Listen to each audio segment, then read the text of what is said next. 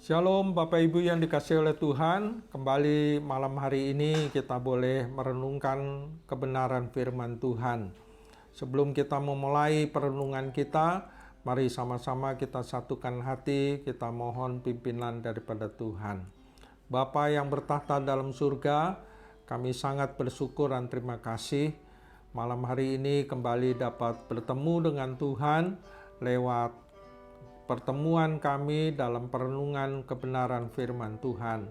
Mari Tuhan, berbicaralah kepada setiap kami tentang apa yang Tuhan mau sampaikan lewat firman Tuhan, supaya firman Tuhan ini boleh menjadi pegangan dalam hidup kami, khususnya di hari-hari yang penuh dengan kejahatan ini. Kami percaya, kami yakin Engkau berfirman dan firman-Mu yang berkuasa itu membangkitkan iman kami dan memberkati kami dengan kekuatan dari kuasa firman Tuhan. Dalam nama Yesus kami berdoa dan kami mengucap syukur. Amin. Malam hari ini kita akan merenungkan firman Tuhan yang dikatakan ingat zaman Nuh. Ada apa dengan zaman Nuh? Kita buka sama-sama dalam Matius pasal 24 ayat 37 sampai yang ke-44. Tentunya karena waktu saya tidak baca seluruhnya, tapi ada bagian-bagian yang penting yang saudara dapat baca dan renungkan.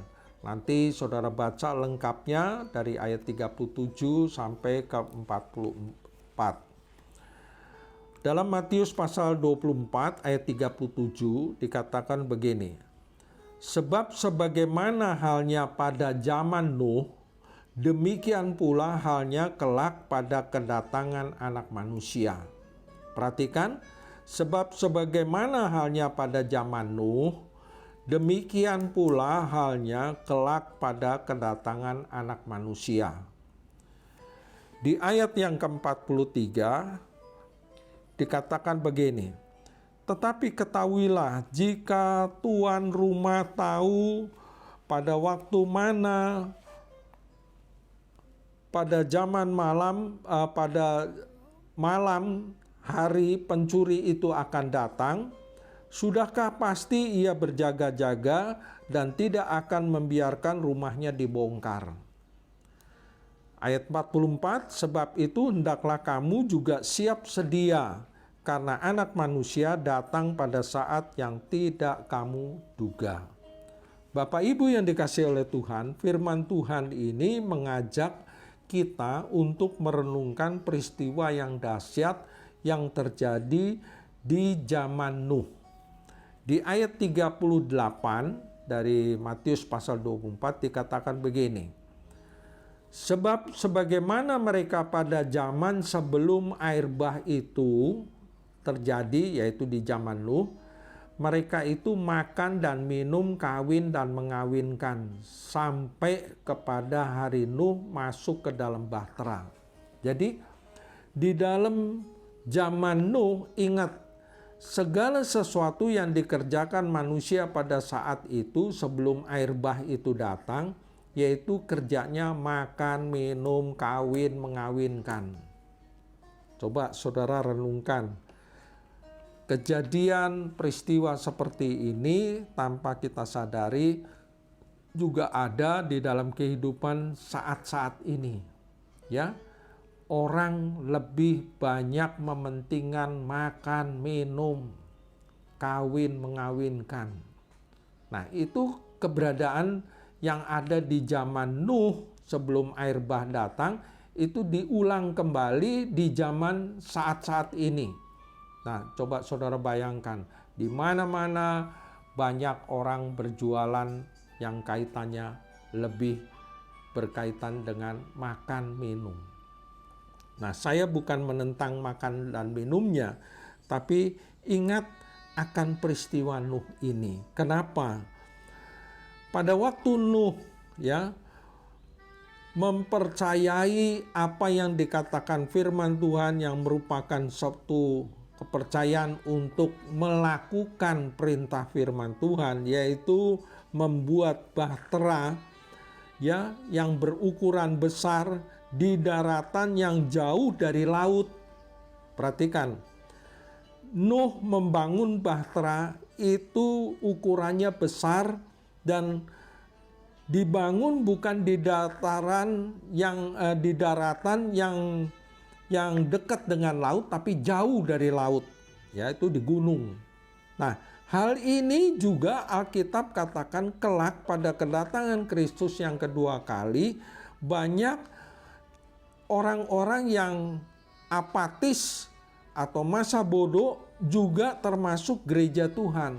Artinya begini, kalau kita ngikutin firman, kita mau melakukan perintah firman Tuhan, kalau kita lakukan dan perintah firman Tuhan, rasanya apa yang diperintahkan lewat firman Tuhan itu selalu bertentangan dengan apa yang ada dalam pemikiran kita. Nah, sepertinya tadi saya katakan sepertinya Nuh waktu dapat pernyataan daripada Tuhan, buat bahtera yang besar. Nah, waktu buat bahtera yang besar, dia tidak disuruh buat di tepi laut, tapi di atas gunung. Nah, di atas gunung, waktu orang melihat Nuh membuat bahtera, orang mungkin bertanya gini, ngapain Nuh bikin bahtera? Kok bikin bahtera di gunung? Kenapa bikin bahtera di tepi laut? Kenapa di gunung? Ya nggak tahu, disuruh. Nah, orang banyak mentertawakan. Kadangkala di dalam kehidupan kita, ketika kita melakukan apa yang menjadi perintah firman Tuhan, kita ditertawakan, kita diejek, mungkin kita dihina bahwa kita ini bodoh. Nah, namun di dalam kehidupan kita, ingat apa yang dikatakan manusia bodoh, tapi bagi Tuhan itu bukan merupakan sebuah kebodohan, tapi itu sebuah keberartian bagi kehidupan kita. Nah, Ibrani pasal yang ke-11, ayat yang pertama dikatakan begini, iman adalah dasar dari segala sesuatu yang kita harapkan dan bukti dari segala sesuatu yang tidak kita lihat. Iman adalah dasar dari segala sesuatu yang kita harapkan dan bukti dari segala sesuatu yang tidak kita lihat. Minggu yang lalu saya katakan modal kehidupan kita dalam memerangi tipu daya daripada iblis, yaitu kekuatannya adalah ketika kita memiliki kebenaran firman Tuhan yang merupakan perisai yang menangkis seluruh tipu muslihat iblis. Nah, oleh karenanya kita harus memiliki iman yang kuat. Perisai itu merupakan iman kita yang kuat. Kenapa? Itu menangkis segala serangan iblis, panah api daripada iblis itu ditangkis oleh perisai iman. Nah, ayat yang kedua dalam Ibrani 11 dikatakan begini, sebab oleh imanlah kita diberikan kesaksian kepada nenek moyang kita. Sebab oleh imanlah telah diberikan kesaksian kepada nenek moyang kita. Nah, kesaksian apa? Kaitannya yaitu dalam perenungan kita, yaitu Nuh. Ayat 7 dalam Ibrani pasal 11 dikatakan begini, karena iman maka Nuh dengan petunjuk Allah tentang sesuatu yang belum kelihatan, dengan taat dia mempersiapkan bahtera untuk menyelamatkan keluarganya. Dan karena iman itu ia menghukum dunia dan ia ditentukan untuk menerima kebenaran sesuai dengan imannya. Nah, perhatikan kata bagian terakhir. Karena iman itu ia menghukum dunia dan ia ditentukan untuk menerima kebenaran sesuai dengan imannya. Artinya gini, kalau kita ingin melihat kemurahan dan kebaikan Tuhan berlaku di atas kehidupan kita, lakukan apa yang Tuhan perintahkan dengan setia, taat. Apa saja yang Tuhan katakan, lakukan. Jangan berdalih, jangan bertanya-tanya kenapa mesti begini. Nah, oleh karena itu, Mari kita selidiki hati kita selidiki hal-hal yang sama yang terjadi di dalam kehidupan di zaman Nuh. Ada beberapa hal yang kalau kita selidiki, yaitu yang pertama, kadar dosa semakin tinggi. Coba saudara perhatikan, kadar dosa semakin tinggi saat-saat ini. Kenapa? Galatia pasal 5 sudah dikatakan begini. Dalam ayat yang ke-15 dikatakan ini, perbuatan daging telah nyata, yaitu percabulan, kecemaran, hawa nafsu. Kadar dosa semakin tinggi, yang berkaitan dengan daging itu telah nyata, yaitu apa? Percabulan, kecemaran, hawa nafsu. Bahkan di ayat 20 dikatakan penyembahan berhala, sihir, perseteruan, perselisihan, iri hati, amarah, kepentingan diri sendiri, percederaan, roh pemecah, kedengkian, kemabukan, pesta pora dan sebagainya. Terhadap semuanya itu kuperingatkan kamu seperti yang telah kubuat dahulu, bahwa barang siapa melakukan hal-hal yang demikian, ia tidak mendapat bagian dalam kerajaan Allah. Nah, ini sebuah peringatan, kadar daripada dosa itu semakin meningkat. Nah, kenapa? Kejadian 6 pasal yang ketiga berkata, Kejadian pasal 6 ayat 3, berfirmanlah Tuhan, Rohku tidak akan selamanya tinggal di dalam manusia, karena manusia itu adalah daging, tetapi umurnya akan 120 tahun saja. Artinya, ingat, di dalam kehidupan kita ada batas dalam hidup ini, yaitu kaitannya dengan umur. Nah, oleh karenanya ada hidup yang harus kita persiapkan. Firman Tuhan katakan tadi dalam Kejadian 6 ayat 3 bagian terakhir, umurnya akan 120 tahun saja. Coba saudara renungkan, ada nggak sekarang orang yang berumur 120 tahun?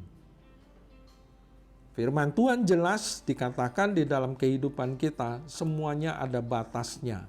Ya, dalam Mazmur dikatakan umur kita 70 tahun. Kalau lebih kekuatannya banyak kesengsaraan. Nah, oleh karena itu anugerah kemurahan Tuhan yang Tuhan telah buat dalam kehidupan kita, yaitu seperti tadi di dalam Mazmur pasal 90 ayat 10 sampai 12, masa hidup kita ini cuma 70 tahun. Jika kita kuat di dalam 70 tahun, yaitu 80 tahun, dan kebanggaannya apa sih? Kalau kita bisa berumur sampai mencapai seperti itu, yaitu kesukaran penderitaan, sebab berlalunya buru-buru dan kami melayang lenyap. Tapi kalau kita bisa kuat, kita bisa tetap eksis di dalam kehidupan kita, makanya yang ada dalam kehidupan kita ini merupakan anugerah Tuhan. Nah, oleh karenanya Mazmur 90 ayat 12 katakan, ajarlah kami menghitung hari-hari, sedemikian sehingga kami beroleh hati yang bijaksana. Nah, yang kedua di dalam kehidupan kita mempunyai hati yang bijak, menghitung hari-hari sedemikian, yaitu kita bisa melewati hari demi hari ini karena kemurahan dan kebaikan Tuhan. Nah, dalam kehidupan kita di zaman Nuh, Allah menghukum keberadaan hidup yang ada di dalam dunia pada zaman itu dengan air bah. Kenapa dengan air bah? Karena Tuhan murkanya sudah memuncak di dalam kehidupan kita. Nah, dalam Kejadian pasal yang ke-6,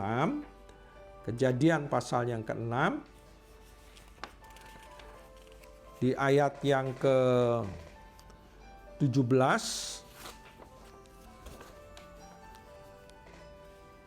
Kejadian 6 ayat 17 dikatakan ini, sebab sesungguhnya aku akan mendatangkan air bah meliputi bumi untuk memusnahkan segala yang hidup dan bernyawa di kolong langit, segala yang ada di bumi akan mati binasa. Tapi kalau kita baca renungan firman Tuhan, Allah tidak menghukum dunia ini dengan air bah. Itu janji daripada firman Tuhan.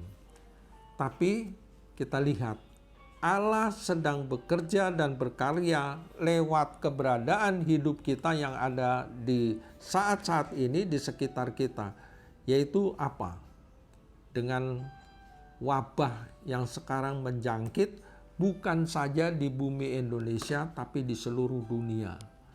Nah, kita lihat keberadaan hidup ini kalau kita bandingkan dengan Kejadian 6 ayat 17 dikatakan, sesungguhnya aku mendatangkan, air bah kita ganti dengan malapetaka yang ada, yaitu wabah yang ada meliputi bumi ini untuk memusnahkan segala yang hidup dan yang bernyawa di kolong langit, dan segala yang ada di bumi akan mati binasa. Coba kita lihat. Wabah ini itu menjangkit bukan di bumi Indonesia saja, tapi mendunia. Dan semuanya itu mendatangkan sesuatu yang menjadi perenungan dalam kehidupan kita. Nah, oleh karenanya pada masa kedatangan Kristus yang kedua kali, sebagai gereja Tuhan, sebagai orang yang beriman dan percaya Tuhan, Ibrani pasal 10 ayat 22 sampai 27 mengingatkan kepada setiap kita. Nah, perhatikan ayat 22 dalam Ibrani 10. Karena itu mari kita menghadap Allah dengan hati yang tulus ikhlas dan keyakinan iman yang teguh. Oleh karena hati kita telah dibersihkan dari hati nurani yang jahat dan tubuh kita telah dibasuh dengan air yang murni. Pengertiannya begini, oleh karenanya pada masa kedatangan Kristus yang kedua kali, kiranya kita memiliki ketekunan hidup yang beriman percaya kepada Tuhan. Sebagai gereja Tuhan perlu meningkatkan jemaat yang ada berjemaat di dalam gereja Tuhan, yaitu meningkatkan imannya. Yaitu dikatakan tadi, mari kita menghadap Allah dengan hati yang tulus ikhlas dan keyakinan iman yang teguh. Dengan hati yang tulus ini bukan dipaksa. Memang kita perlu Tuhan. Kita perlu Tuhan saat-saat ini. Kalau kita tidak memiliki Tuhan, keyakinan iman percaya kita tidak akan mengalami kekuatan dan peneguhan daripada kuasa firman Tuhan. Bahkan lebih daripada itu, hati kita tidak dibersihkan dari hati nurani yang jahat. Tapi kita sudah dibasuh dengan air yang murni, yaitu dengan kuat kuasa Tuhan, membaptis kehidupan kita, mengubur kehidupan kita yang lama, kita bangkit bersama dengan Tuhan. Yang terakhir dikatakan dalam ayat yang ke-25, jangan kita menjauhkan diri dari pertemuan ibadah. Ini berulang kali saya sampaikan kepada jemaat. Jangan kita menjauhkan diri dari pertemuan-pertemuan ibadah kita seperti dibiasakan oleh beberapa orang, tetapi mari kita saling menasihati semakin giat melakukan menjelang hari Tuhan yang mendekat. Itu yang kedua di ayat yang ke-25. Dan yang terakhir yang ketiga, ayat yang ke-27 dikatakan, tetapi yang ada ialah kematian yang mengerikan akan penghakiman dan api yang dahsyat yang akan menghanguskan semua orang durhaka. Artinya gini, kita yang jauh dari Tuhan akan mengalami kebinasaan. Ya, karena apa? Karena segala sesuatu yang telah kita terima dari anugerah Tuhan itu tidak kita hargai dan kita responi di dalam hidup ini. Ini saja pesan firman Tuhan bagi kita. Amin.